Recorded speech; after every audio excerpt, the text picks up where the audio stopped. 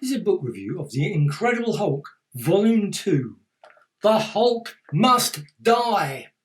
So Volume 2 was 1964 to 1967, includes Tales to Astonish 60 to 90 and Not Brand Ek, issue 3.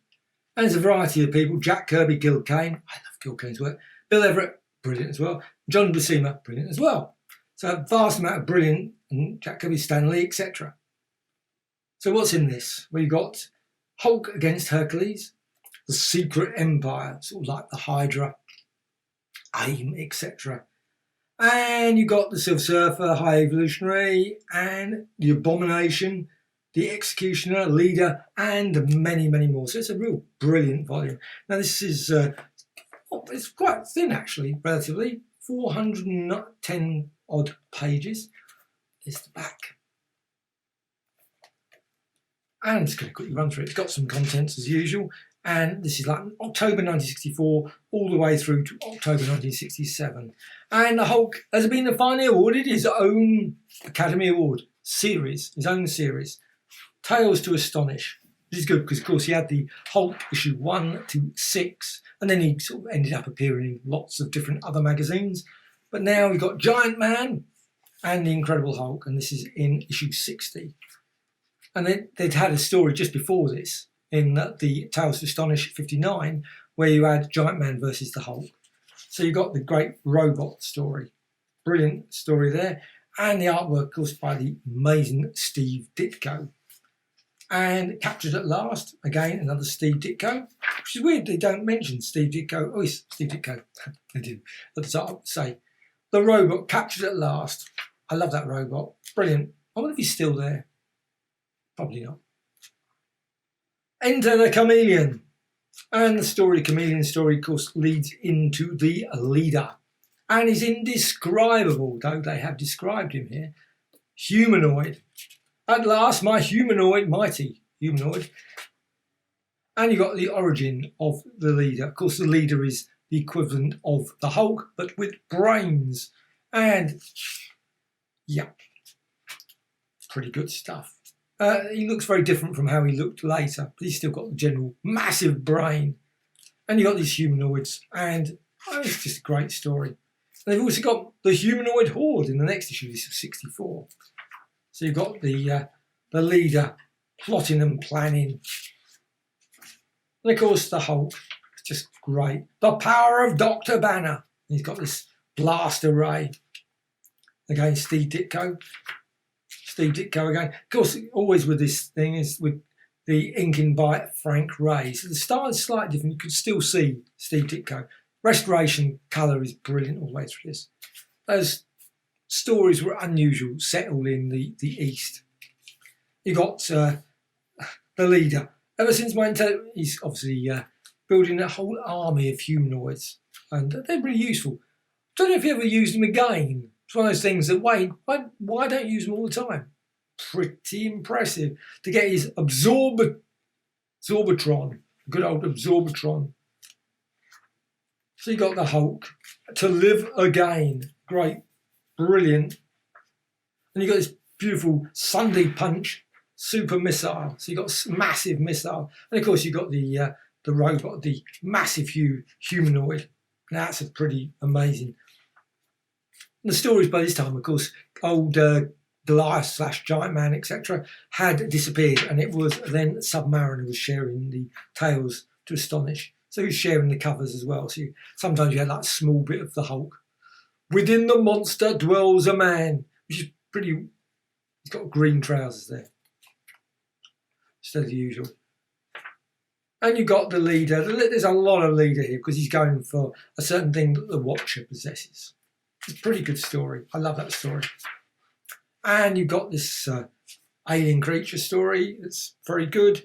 And layouts by Jack Kirby and Mike, maybe it was Mickey, M. Demio. And classic story. And you've got the Executioner. The Executioner? No, you haven't. It's not the Executioner. Some other time. It's the Hulk. Maybe the Executioner was a little bit later in the story. Yes, here's the Executioner. And there's a brilliant story as well. Jack Kirby, brilliant artwork. Last, the Hulk's dreaded secret revealed. But he loves Marvel comics. Could have been, but it wasn't. That wasn't it. But anyway, he's got a great story here. But then you get into Bill Everett. Layouts by Jack Kirby, naturally. Artwork by Bill Everett, surprisingly. Why? You should have had more artwork by him. Anyway, Bill Everett, brilliant stories. And really made the Hulk look very odd.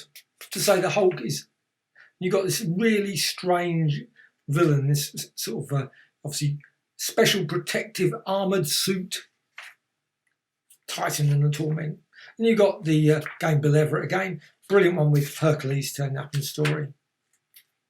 Bill Everett again with this robot, and the Mole Man. The Mole Man, of course, from the Fantastic Four.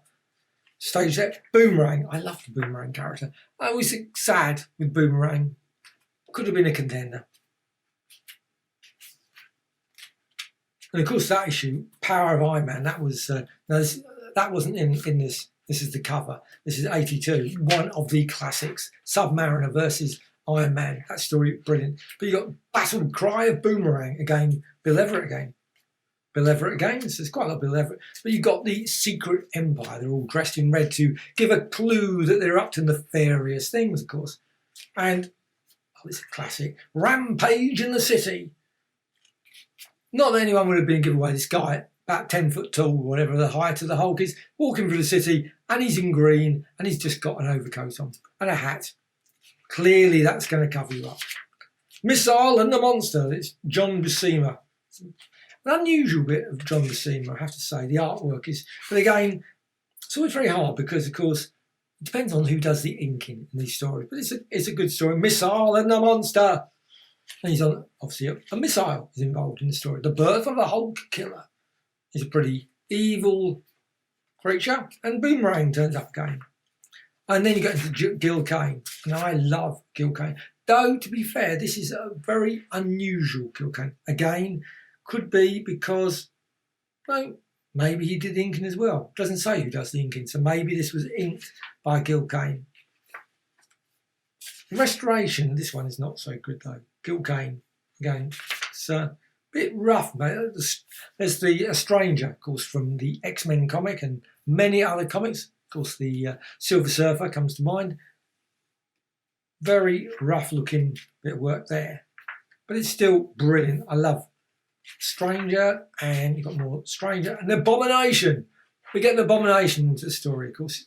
Classic Abomination, who, of course, has got the power. Well, he's even more powerful than the Hulk. Though, of course, he isn't.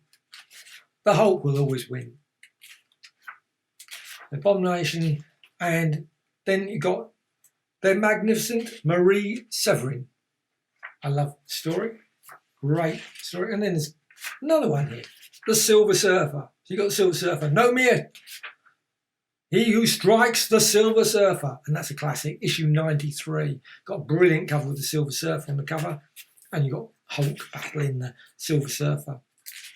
Good yarn. And the High Evolutionary kicks into the story. I love the old High Evolutionary. Of course, went on to greater and bigger things, like with the Warlock. What have I created? And then it ends with a good old Not Brand Eck, with the origin of Brucey Banter and his friends. Probably the Incredible Bulk. They always seem to call him that. Bulk. And then you got some, not many, you got a few end bits, and you got some Hulk sweatshirts. And that's it. What an absolutely crackingly brilliant epic collection. I say this is volume 2. It's really worth checking out. The Incredible Hulk. The Hulk Must Die.